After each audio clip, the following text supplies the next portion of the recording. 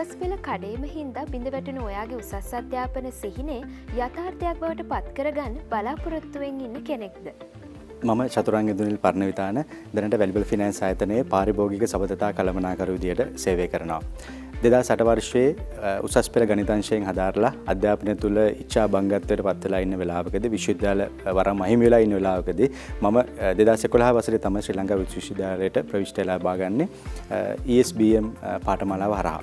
එහිදී වසරක පාඨමාලාව තුළ මගේ ජීවිතයේ සුවිශේෂී වෙනස්කම් රැසක් සිද්ධ වෙනවා. ඒ ලැබුණු අත්දැකීම් පන්නරයත් එක්ක අධ්‍යාපනයට ඇති වුණු ආශාව ආදරය සමගින් මම ඒ පාඨමාලාව සාර්ථකව නිමා කළා. විවෘත විශ්වවිද්‍යාලයේම කළමනාකරන උපාධි පාඨමාලාවත් ඉතා සාර්ථකව නිමා කරන්න පුළුවන්කම ලැබෙනවා. ඉන් අනතුරුව අද වෙද්දී ව්‍යවසායකත්ව පිළිබඳව පශ්චාත් උපාධියක් මා සතු කරගන්න අතරවාරයේදී වෘත්තීය අධ්‍යාපන සුසුකම් රැසක් සපුරා ගන්නත් මට හැකියාව ලැබිලා තියෙනවා. ඉතින් මේසා විශාල සාර්ථකත්වයක් මගේ ජීවිතයේ වෙනස්කම් රැසක් සමගින් ඇති කරගන්න මට මූලික හේතු වුණේ ශ්‍රී ලංකා විශ්වවිද්‍යාලය.